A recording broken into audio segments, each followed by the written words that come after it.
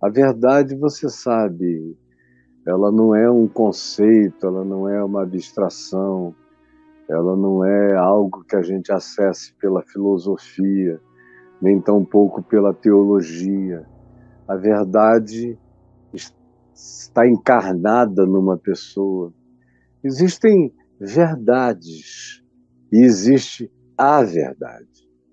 As verdades a gente encontra pela análise, pela ponderação, pela observação multiangular, pela tentativa de distanciamento preconceituoso, pela busca de higiene cognitiva na apreciação o mais isenta que a gente consiga fazer, se colocando no lugar do outro para quem a gente está olhando, na intenção de perceber como é ser aquela pessoa, existir naquele estado, ter tido aquela história, para chegar naquele ponto.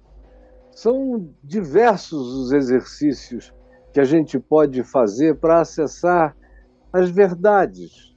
Na academia, a gente lê a multidão das informações e vai fazendo as nossas sínteses, com toda a relatividade da finitude das nossas conclusões, mas é assim que a gente costuma fazer em relação às verdades. Mas com relação à verdade, ela é inexplicável.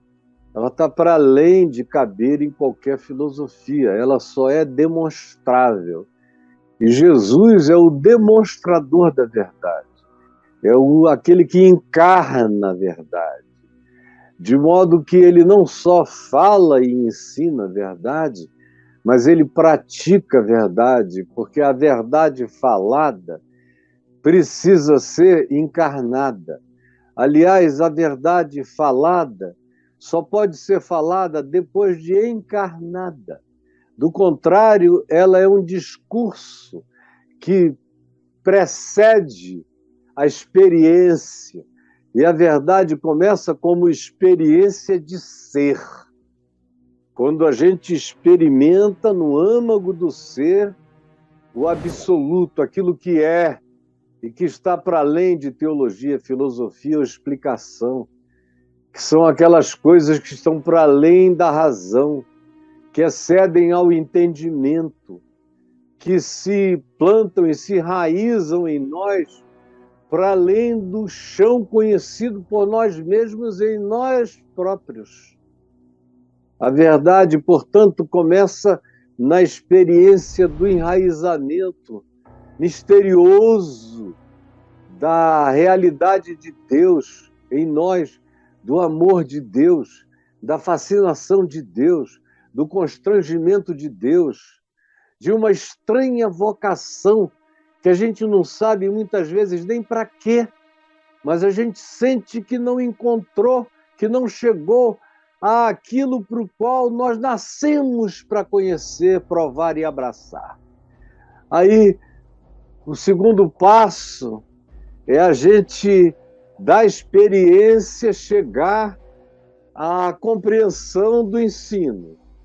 E essa experiência que a gente vê em Jesus, encarnada em Jesus, e que houve nos ensinos de Jesus, a gente vê a praticabilidade dessas experiências na vida de Jesus.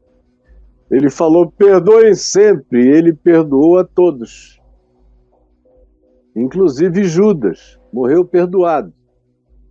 Seria uma coisa absurda, não é? Jesus dizer que a gente tem que perdoar a todos, o tempo todo, 70 vezes 7, mas ter um discípulo que o traiu, só porque o traiu, que virou um ser danado para sempre, só porque o traiu. Meu Deus, se fosse assim, estava todo mundo amarrado junto com Judas em algum lugar infernoso. Porque quem não o traiu? Quem não o trai? E se ele manda que eu, que sou esse verme, perdoe o mundo inteiro e perdoe a todos e os meus inimigos e os meus amigos que comiam na minha mesa e me traíram, e me traem, e me trairão ainda, e eu os perdoarei até o fim. Como é que ele demanda isso de mim, como marca da presença dele no meu caráter, na minha vida, na minha mente, nas minhas decisões? Ele próprio não é capaz de uma merreca, sendo ele quem ele era, e Judas, uma pessoa que ele conhecia tão bem, e que para ele nunca foi surpresa. Sabia as fragilidades daquele cara. Então, eu aprendo o que Jesus ensina pelas práticas de Jesus, pelo perdão de Jesus. Ele não se vinga de quem o maltrata. Em momento algum ele faz imprecações sobre ninguém que o perseguia, exceto os fariseus, quando ele diz: ai de vós, porque vocês estão acumulando, as obras de vocês estão fazendo a acumulação de juízo sobre a vida de vocês. Do contrário, em relação aos pecadores, aos jogados de lado, aos que não entravam na sinagoga, aos que não têm lugar na igreja, nem no cristianismo, os que não podem ficar, que não são santos, eram justamente esses com os quais ele gargalhava, ele comia, ele bebia, ele se alegrava, e os religiosos ficavam loucos de ódio e de raiva, porque parecia que ele fazia uma validação dos pecadores. E aí puseram nele um apelido lindo, o mais bonito de todos, que é o amigo de pecadores. Não tem nada que seja uma designação mais bela para Jesus do que essa, o amigo de pecadores. Então, Fabiano, deixa eu te dizer, meu querido, você pode ter certeza absoluta que a verdade, olhe para Jesus, como diz o escritor de Hebreus, o autor e consumador, aquele que começa e que consuma, aquele em quem tem tudo, há tudo.